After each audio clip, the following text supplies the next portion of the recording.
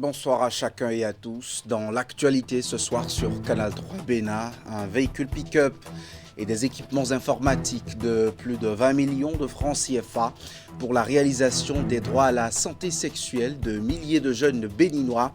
Le projet IS du Fonds des Nations Unies pour la population fait ainsi des pas de géant dans sa mise en œuvre. La remise du don au ministère des Sports s'est tenue hier. Un entraînement de haute facture réussi et l'armée béninoise invite une fois encore les populations à la sérénité face à la menace terroriste au nord du pays sur la bande côtière entre Togma et Ouida hier. L'opération pratique de renforcement de capacité Alligator a été lancée dans les conditions simulées de riposte au front. Et puis acte 3 du Festi Hand à Abomey. Les acteurs de ce sport dans leur ensemble, en cours de carrière ou non, rendent hommage aux anciennes gloires et à tous les pratiquants ayant fait la fierté du handball béninois ces 5 dernières années. Les festivités sont à suivre en toute fin d'édition.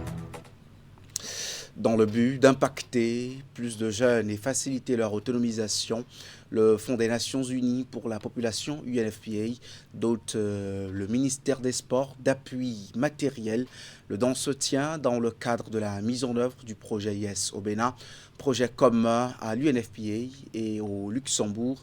Il vise l'autonomisation des milliers de jeunes béninois âgés de 15 à 25 ans. La remise de matériel s'est effectuée ce mercredi à Cotonou. En voici les détails avec Candide Rintor et Elvis Tonoukoué. Mise en œuvre du projet de renforcement de l'engagement des jeunes pour les 3 matières de santé sexuelle et reproductive. L'UNFPA apporte une nouvelle contribution au ministère des Sports dans le mécanisme de coordination et d'appui technique. C'est à travers la remise d'un important lot d'équipements informatiques évalué à environ 24 millions de francs CFA pour contribuer au renforcement de l'impact des différentes interventions sur le terrain. Il comprend des ordinateurs, une photocopieuse, des enregistreurs et appareils photo-vidéo. À tout ceci s'ajoute un véhicule pick-up griffé aux couleurs du projet YES. Par la voix du ministre, nous vous disons, et du ministère des Sports, nous vous disons merci pour cet appui que vous nous apportez. Et rassurez-vous, et rassurez vos partenaires et nos partenaires d'ailleurs, que ces matériels seront utilisés à bon escient. Fruit d'un partenariat stratégique entre l'UNFPA et le Grand-Duché de Luxembourg, cet appui matériel viendra jouer un important rôle dans l'amélioration des activités du projet, mais aussi dans la réalisation des politiques de développement, notamment celles qui touchent directement la jeunesse. Il facilitera également la mobilisation et l'encadrement des jeunes. UNFPA et le Grand-Duché de Luxembourg réaffirment encore leur détermination à accompagner les efforts du gouvernement pour l'amélioration de l'accès des jeunes à des informations et des services fiables de santé sexuelle et reproductive, de qualité bien sûr, et la promotion de leur participation active dans les dynamiques de développement, ainsi que pour la contribution à la vision 2060 à la FIA, un monde de splendeur. Cette remise de matériel sera renforcée dans les tout prochains jours par des équipements additionnels actuellement en cours d'acquisition. La vision est claire. Faire en sorte que chaque jeune fille comme garçon puisse réaliser son plein potentiel dans un environnement sûr, inclusif et respectueux de ses droits. Vous le savez, demain c'est Ramadan partout au Bénin. À la veille de cette fête de la communauté musulmane, une de nos équipes de reportage a fait un tour au marché d'Antokpa. Les fidèles préparent l'Aïd el-Fitr avec élan et enthousiasme. C'est un constat de Vianney Deguénan présenté ici par Florence Bossa. Ça ne vient qu'une seule fois l'an, donc il faut se faire plaisir, À l'approche du Ramadan, les marchés devaient grouiller de monde. Mais cette année, l'ambiance est loin de l'effervescence habituelle. Dans les allées, les commerçants attendent les clients qui se font rares. Une situation qui inquiète. Il y a 3 ans environ, lorsque tu entrais dans le marché, tu ressentais qu'une fête approche. Mais aujourd'hui, tout est calme.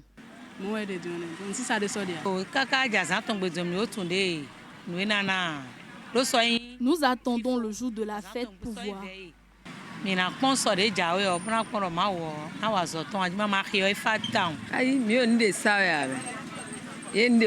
Nous avons mes ventes. Auparavant, à l'approche de la fête, les clients venaient acheter des céréales où on fait des aumônes. Mais aujourd'hui, rien. Du côté des acheteurs, l'augmentation des prix est pointée du doigt. Pour eux, les produits essentiels habituellement abordables sont aujourd'hui difficiles d'accès. Les choses sont très chères. Le programme que moi-même j'avais fait avant de venir au marché, ça a changé les revenus quand même. Les choses sont très chères. Je suis venue juste pour faire mes provisions par rapport au Ramadan. Mais ce que nous constatons et que tout le monde sait, c'est surtout pendant le Ramadan ou juste le mois de Ramadan jusqu'à la fête que les trucs sont chers. Et actuellement, la cherté, je dirais, a atteint quand même un pic qu'on ne saurait expliquer. Faut pas regarder la cherté et ne pas se faire plaisir. Moi, je vais payer, je vais inviter les amis. L'Union islamique du Bénin a annoncé que l'Aïd el-Fitr 2026 sera célébré le vendredi 20 mars 2026. Justement, à quelques heures de cette célébration de l'Aïd el-Fitr, on vous propose les conseils d'un dignitaire de l'islam sur les préalables d'avant-prière du matin. Abdul Wahab Alao rappelle aussi les recommandations en ce qui concerne les prescriptions pour passer une agréable journée de fête. Il est l'imam de la mosquée centrale d'Arroz-en-Akbaou. On l'écoute. La fête se déroule souvent à 10 heures. Maintenant, on ne jeûne pas pour aller à la mosquée. On a déjà jeûné pendant 30 jours. Il ne faut pas rester affamé. Au moins prendre des dattes ou de l'eau ou de fruits, etc. Mais il ne faut pas laisser le ventre affamé pour aller à la prière. Prendre une bonne douche, se parer de son plus bel habit et se parfumer pour les hommes. Les femmes aussi peuvent utiliser des parfums dont les odeurs ne sont pas trop frappantes afin de ne pas attirer les regards négatifs. Et dès la veille déjà, on commence par dire la formule Allahu Akbar, Allahu Akbar, Allahu Akbar, La ilaha illallah, Allahu Akbar, Allahu Akbar, Walillahil hamd, qui signifie Allah est le plus grand, certes il est le plus grand, c'est à lui la grandeur, nulle divinité méritant adoration autre qu'Allah, il est vraiment le plus grand et à lui appartiennent toutes les louanges. Donc cette formule, le musulman répète ça dans la mosquée, à la maison, etc. pendant tout le temps. Et ensuite maintenant, aller à la mosquée assez tôt. Lorsqu'on vient à la mosquée de l'Aïd, on ne fait pas des unités de prière avant de s'asseoir. On vient, on s'assoit et on continue pas à prononcer la formule que j'ai dite tantôt. Et on ne vient pas pour aller végéter sur les réseaux sociaux, montrer que voilà ici l'habit que j'ai porté. On prononce la formule tout en espérant l'arrivée de l'imam. Par la suite maintenant, l'imam vient, l'imam commence la prière.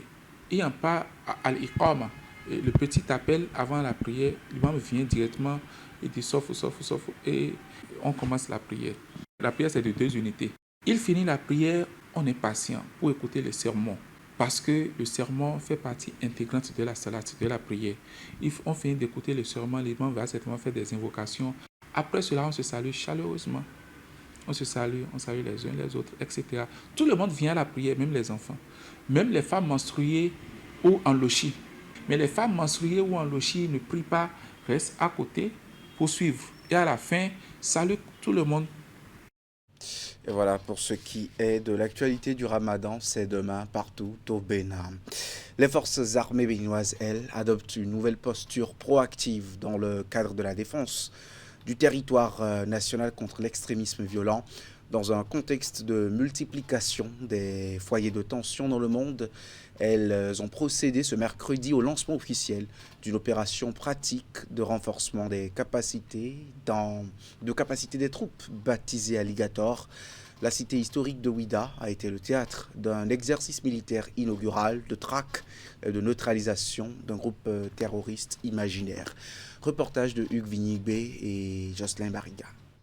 Un détachement d'un sous-groupement tactique à dominance blindée Interarmes Alpha en mission de reconnaissance offensive entre Togben et Grand Popo, axe de la route des pêches. En mode approche sous blindage, l'infanterie motorisée se dirige vers un bâtiment infesté de terroristes. Sous pression, l'ennemi attaque. Au cours de l'échange de tirs, les soldats réussissent à investir le refuge des djihadistes. L'ennemi est promptement neutralisé. L'opération qui intervient après le nettoyage de 2 autres bâtiments du site est commandée par le chef d'escadron, Kofi Hugues Zodi. Nous avons eu des renseignements selon lesquels des individus armés non identifiés se seraient retranchés dans 3 bâtiments le long de la route des pêches et à partir de ces bâtiments rançonneraient les populations. Cet exercice est organisé par les forces armées béninoises dans le cadre de l'opération Alligator, officiellement déclenchée ce mercredi 18 mars. C'est un exercice en fait qui s'inscrit dans le cadre du cycle de préparation opérationnelle de nos troupes. Et pour cette année-ci, l'objectif c'est d'outiller nos hommes réunis en sous-groupement interarmés tactique avec des moyens adaptés pour pouvoir faire face aux menaces hybrides qui se développent de plus en plus aujourd'hui de par le monde et particulièrement au Bénin dans le Nord. Au dire du porte-parole des FAB, l'opération est de nature à causer quelques désagréments aux populations. Nous les invitons à beaucoup de sérénité. Tout ce qui est munitions utilisées sont des munitions à blanc, donc qui ne sont pas des munitions létales. Il va y avoir également quelques perturbations du trafic, mais tout cela s'est fait en coordination avec les autorités locales. Alligator se déroule jusqu'au 30 mars prochain dans les villes de Cotonou, Ouida, Alada, Grand Popo et Porto Novo. Sur les axes routiers maintenant, les longues files d'attente au niveau des postes de péage et pesage se conjuguent désormais au passé. La Société des infrastructures routières et de l'aménagement du territoire, SIRAT SA, lance SIRAT Pay. C'est une solution digitale qui vient désormais mettre fin aux nombreuses contraintes opérationnelles des paiements au poste de péage. La nouvelle application a été présentée au public hier à Cotonou, Ouliat Sanoussi et Simon Rolon. SIRAT Pay, une solution digitale conçue par la Société des infrastructures routières et de l'aménagement du territoire, SIRAT SA, pour moderniser et améliorer l'expérience des usagers sur le réseau routier national. C'est une innovation majeure qui apporte une solution simple et sécurisée aux problèmes rencontrés au niveau des péages. SIRAT Pay est une application simple et accessible à tous. Elle nous permettra désormais de régler nos passages sans avoir à nous arrêter comme vous avez pu le voir, mais ce, après avoir rechargé notre compte au moyen du paiement que nous aurons choisi, que ce soit mobile money ou carte bancaire. SIRAT Pay offrira également d'autres services et fonctionnalités créés pour nous faciliter la vie et faciliter notre gestion. À l'occasion, l'application SIRAT Pay et ses différentes caractéristiques sont présentées à l'assistance par le directeur d'exploitation à la SIRAT. Cette solution de carte téléchargeable sur Google Play, App Store et en version web s'adresse entre autres aux particuliers, aux entreprises de transport de voyageurs ou de marchandises ou celles disposant d'une flotte de véhicules. Mais cette innovation ne s'adresse pas qu'aux particuliers. Avec SIRAT Pay, les entreprises disposeront d'une interface unique offrant traçabilité et facilité de gestion des dépenses de péage. Les transporteurs pourront payer ou faire payer à distance les droits de passage et même les pénalités de surcharge, le cas échéant. Fini donc les longues files de camions immobilisés au péage. L'objectif que nous visons est clair, c'est faire gagner du temps, fluidifier la circulation, offrir un service plus moderne aux usagers. Selon le directeur général de la SIRAT SA, cette nouvelle application incarne une vision, celle d'un Bénin moderne où les infrastructures routières s'appuient sur le numérique pour offrir des services rapides, transparents et fiables aux usagers. L'agriculture n'est plus seulement le socle de l'économie au Bénin, elle est devenue le miroir d'une ambition nationale selon l'ancien député, membre du Parti Bloc républicain Malik Seibou Gomina. Il dresse un état des lieux prospectif d'un secteur en pleine mutation sur 3 axes essentiels. Suivez son intervention. L'agriculture, c'est l'avenir de notre pays. L'agriculture, c'est l'avenir du monde. Et nous avons vu ces dernières années les grands bonds que le pays a pu faire grâce à l'agriculture. Nous avons vu les semis modernes, nous avons vu la mécanisation. Nous avons fait de très grands pas, mais on ne s'est pas contenté seulement de produire. Nous nous sommes évertués aussi à transformer pour une meilleure plus-value de nos productions, ce qui a entraîné une industrie naissante, puissante dans notre pays. Nous devons continuer dans l'amélioration. Ce qui a été fait n'est pas du tout mauvais. Nous avons fait de grands bonds, mais la perfection est toujours possible.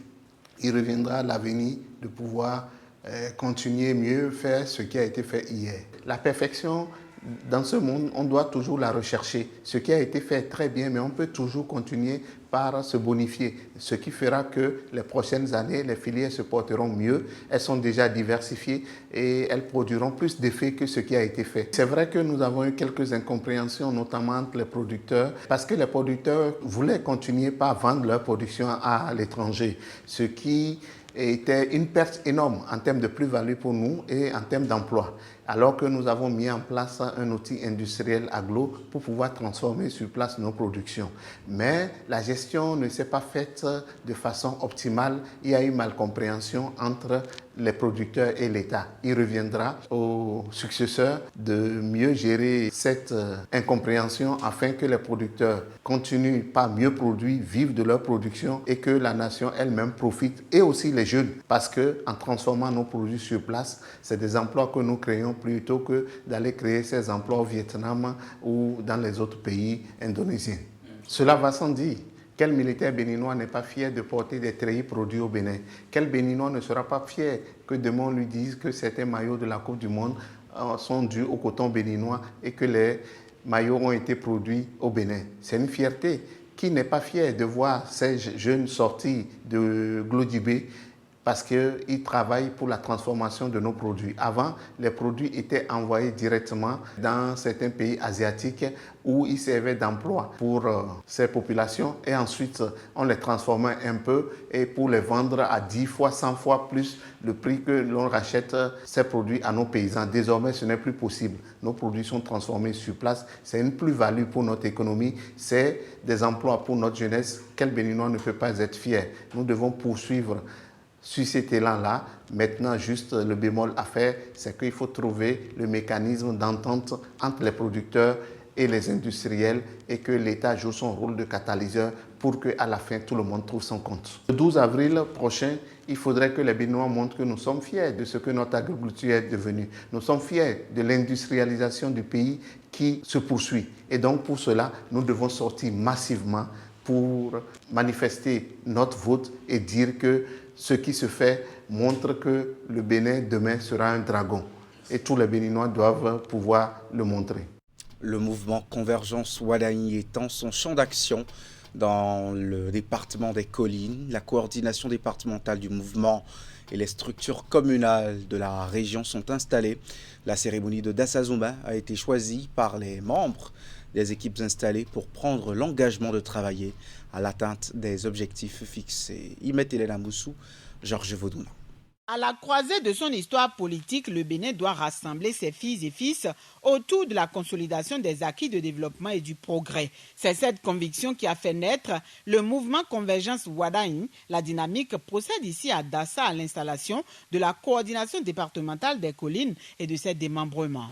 Notre mission sera très première. Mobiliser et sensibiliser les populations autour des idéaux et des ambitions de Convergence Wadaï 2026. Renforcer la cohésion et la solidarité entre militantes et militants. Travailler avec méthode et discipline pour préparer efficacement les échéances à venir. Nous allons prendre des engagements pour faire la mobilisation pour pouvoir atteindre l'objectif qui est d'avoir le minimum de 80% de taux de participation aux élections prochaines. Ces hommes et femmes investis doivent travailler à renforcer l'ancrage du mouvement dans les villages, quartiers, mais aussi dans la conscience collective. Ceci permettra d'atteindre le but ultime, celui de porter Romuald Wadaï à la magistrature suprême avec un bon taux à la prochaine présidentielle par l'engagement des équipes installées. Le département des Collines entend jouer sa partition et se hisser dans la sphère des décisions à prendre à l'avenir. Que cette structure soit le socle de notre victoire et le haut-parleur de nos ambitions pour le Bénin. aller sur le terrain, rassembler nos frères et sœurs et porter haut le flambeau de la citoyenneté par le vote. L'installation de notre coordination départementale, c'est le point de départ d'une mission sacrée. C'est de bâtir un pont entre nos aspirations et l'avenir de notre nation. L'histoire qui s'écrit mérite la participation de tous. D'après les organisateurs, cette contribution va permettre de faire entendre, et à raison, la voix des communautés pour de meilleures actions de développement. Les populations vivant autour du lac Aimé et ses chenaux rejoignent la vague de soutien au duo candidat Wadagne Talata pour la présidentielle prochaine. Une position affichée au cours d'un meeting organisé par le mouvement des jeunes engagés pour la continuité. L'événement s'est déroulé à Agatogbo, dans la commune de Koma. Voici les détails avec Narcisse Alossé. Ils sont pour la continuité de la dynamique engagée au Bénin depuis 2016 et ces jeunes vivant autour du lac Aimé ont tenu à l'exprimer à la face du monde à travers une mobilisation des grands jours. Elle est la manifestation de la confiance que nous plaçons dans les compétences, le leadership et la vision du développement porté par Romuald Wadagne. Romuald Wadagne, pour qui leur creusait le mouvement des jeunes engagés pour la continuité, vaut une énorme admiration. Sous son leadership, la gestion des finances publiques de notre pays a connu des transformations importantes. Une gestion plus rigoureuse de nos ressources. Une crédibilité du Bénin qui est renforcée sur la scène internationale. À ce parcours, ils ont ajouté des réformes portées par l'homme et qui, selon eux, ouvrent de nouvelles perspectives pour les générations à venir. Seulement, ont-ils insisté, leur déclaration va au-delà d'un soutien politique. Elle reste surtout un engagement citoyen. Nous devons aller de hameau en hameau dans une approche d'engagement qui est propre à nous, jeunes, d'aller convaincre nos amis, nos parents de sortir et d'aller voter massivement le 12 avril pour notre duo de candidats Wadagne Talata. Tour à tour, les responsables des associations sœurs qui se sont succédés au pupitre ont salué cet engagement des fils du lac Aimé. C'est important que nous soyons rassemblés tous ensemble autour du duo Wadagne Talata. Je porterai le message que vous nous avez adressé ce soir aussi haut que possible. Le mouvement des jeunes engagés pour la continuité héberge plusieurs centaines de jeunes gens et de jeunes dames, des militants qui viennent d'une quinzaine d'arrondissements bordant le lac Aimé. Le Festi Hand, dernier reportage de ce journal, célèbre les anciennes gloires et jeunes handballeurs et handballeuses à Abomey. Le festival itinérant de reconnaissance du travail abattu par plusieurs générations dans cette discipline sportive au Bénin est à sa 3e édition. Il est aussi un moment de réflexion sur l'avenir de ce sport. Comme à chaque numéro, un hommage mérité est rendu aux artisans des performances du Bénin pendant ces années de pratique, notamment les 5 dernières. Reportage. À Abomey, le handball se transmet comme un héritage précieux génération après génération. La 3e édition du festival de handball Festi Hand a mis en lumière le travail accompli depuis 5 générations. Une initiative louable qui honore l'ancienne garde tout en préparant une relève de qualité. Je faisais partie de la 3e génération des handballeurs d'Abomey. Monsieur Cabin Kako, ça fait 5e génération. Et si il a cette initiative, il faudrait qu'on l'encourage et qu'on l'assiste. Au Bénin, le sport fait peau neuve sous le régime du président Talon. Désormais, il est mieux organisé grâce à une structuration solide. Il offre aux jeunes un avenir prometteur, de quoi enthousiasmer les anciennes gloires qui voient dans cette dynamique une véritable chance pour les enfants qui reprennent le flambeau. C'est des enfants qui évoluent à plein temps, qui promettent un avenir meilleur, étant entendu qu'ils sont eux-mêmes très engagés. Et l'État a mis en place un système qui favorise leur éclosion. Pour Gabin Kakpo, parrain de cette édition du Festi Hand et figure familière du handball béninois, ce rôle n'a rien d'anodin. Il s'inscrit dans un objectif clair. L'initiative est d'abord d'un promoteur qui est Gabin Fanou. Et derrière, en acceptant d'être parrain, c'est juste mettre en exergue tout le travail qui a été fait pendant 5 générations. Le nouveau conseil communal, nous sommes ouverts à toutes sortes d'initiatives qui apporte vraiment de la joie au niveau de la population, mais non seulement qui apporte du développement à travers le capital humain. L'édition 3 du FestiHand à Abomey, ce sont des matchs dans la catégorie U15, des rencontres avec les anciennes gloires, des expositions de portraits de grands noms du handball béninois, mais aussi des distinctions pour nombre d'acteurs vivants ou ayant tiré leur révérence. Autant d'initiatives qui donnent à ce rendez-vous une dimension particulière entre mémoire et avenir, tradition et modernité. Et voilà qui met un terme à ce journal. Merci de l'avoir suivi. Ne zappez surtout pas à 20h, c'est l'info continue. La fonction du vote est en débat avec les invités de Wahab Ali Bara.